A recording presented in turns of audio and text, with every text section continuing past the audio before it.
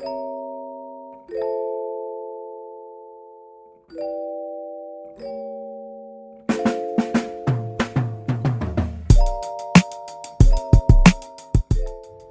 Boxing Nation, what's going on, guys? So Tank Davis, he wins a unanimous decision over the very, very tough Isaac Cruz. Congratulations to Isaac Cruz for his moral victory of going 12 rounds with Gervonta Tank Davis.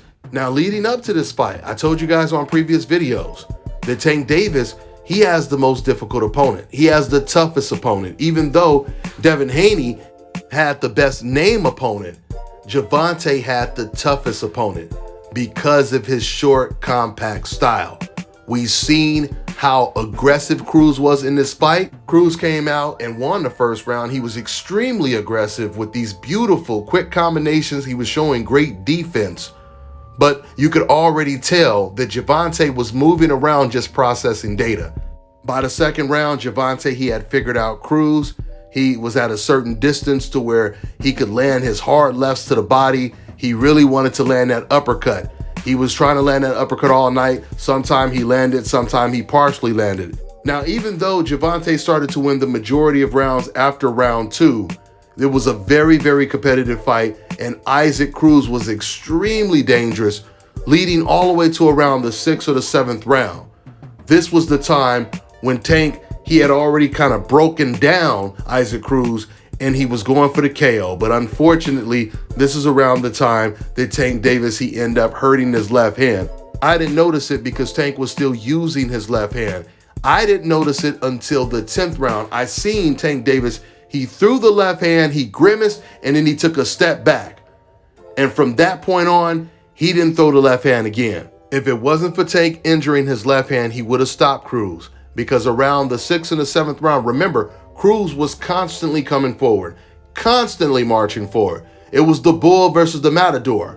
But then all of a sudden, around the 6th and the 7th round, the bull started to turn into the matador. All of a sudden, Cruz, he started backing up.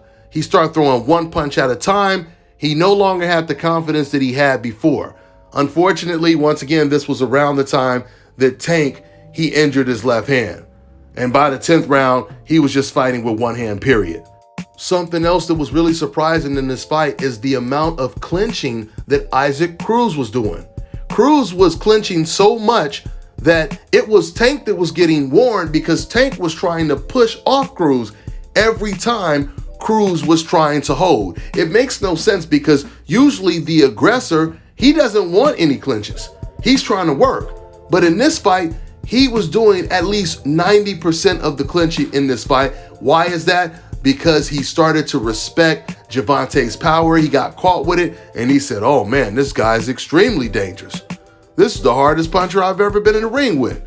So he started to clinch, and he clinched a lot in this fight. Listen, man, whenever you can make a fighter as aggressive as Isaac Cruz, whenever you can make them back up, whenever you can force them to just keep clinching, that's the most impressive thing you can do in boxing. Beat a fighter at his own game. Turn the bull into the matador. Man, I was extremely impressed with Gervonta Tank Davis's boxing ability, his range, his angles, his timing. He was throwing these beautiful, quick combinations, and then Cruz would come back with a hook, and Gervonta Tank Davis, he would duck right under the hook and just dip to the left or dip to the right. It was beautiful stuff. Angles, and beautiful combinations. His defense was really impressive in this fight. A lot of times, what Gervonta would do in this fight is he would roll with the punches. So sometimes it looked like he was getting hit with hard shots, but he was rolling with the majority of punches, so none of them were really hurting him. I mean, don't get me wrong, there was some that caught him pretty flush. And of course, Tank Davis, he showed that he has a great chin on top of everything else. This was a very, very impressive performance by Gervonta. I personally would like to see Gervonta Tank Davis fight Lomachenko next. I would love to see Gervonta versus Lomachenko. Lomachenko will be fighting next weekend against Richard Comey. I assume he's going to beat Richard Comey. Kambosos right now, surprisingly, or surprising to some people, he's doing everything he can do to get out of a Devin Haney fight now, and the fight that he promised Devin Haney in the boxing world that he was going to take. Devin has agreed to all of his terms and Kambosos still wants no smoke. Now, he might end up taking it because he may be forced to. It's going to be very, very hard for him to justify not taking that fight because of the money they're going to offer Kambosos. And once again, he's going to be the A side. He's going to have the fight in his backyard, and the fight is going to be for undisputed. So the only way he can almost justify avoiding Devin Haney is if he fights Gervonta Tank Davis next instead of Devin Haney.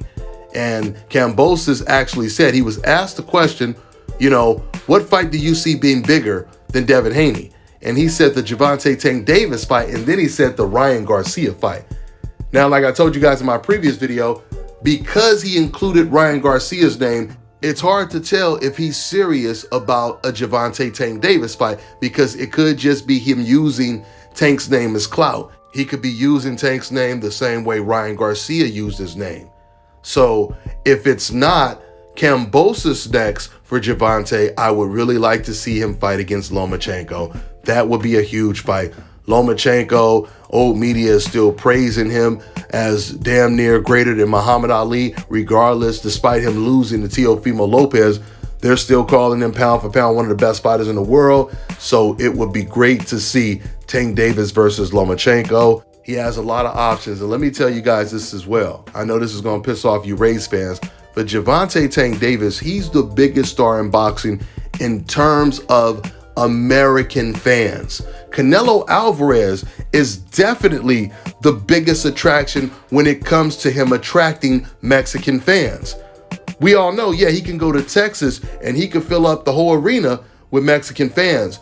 Gervonta Tank Davis, he brings out all of the American fans. Canelo Alvarez, he fills up arenas with all of the Mexican American and Mexican fans. It's a big difference. So you have two stars that are attracting a different type of audience. And the audience that Gervonta Tank Davis is attracting is a lot more diverse. So with that being said, congratulations to Gervonta Tank Davis and congratulations to Isaac Cruz for pulling off a moral victory of becoming only the second fighter to go the distance with Gervonta Tank Davis. With that being said, I'm gonna go ahead and wrap this video up. That's all I got for now, guys. I'm on to the next one.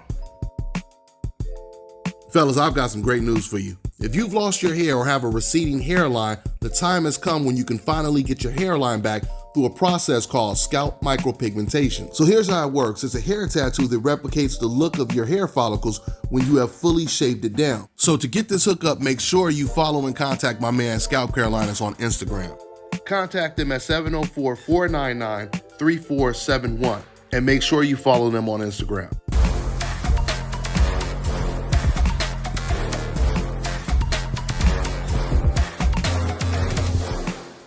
My name is Chris, and I'm all the way here from Anchorage, Alaska at Scalp Carolinas, and I'm here for my second treatment of SMP. Well, I was sitting at home one day and going over my Facebook page, and they have different, like advertisements popping up, and I saw one for SMP, and I saw some pictures of some guys, before and after, and I was looking at that, and it caught my attention, so I Googled it. SMP, nothing showed up in my area. So, I did a little more research, and all of a sudden, Scalp Carolinas popped up in the web browser.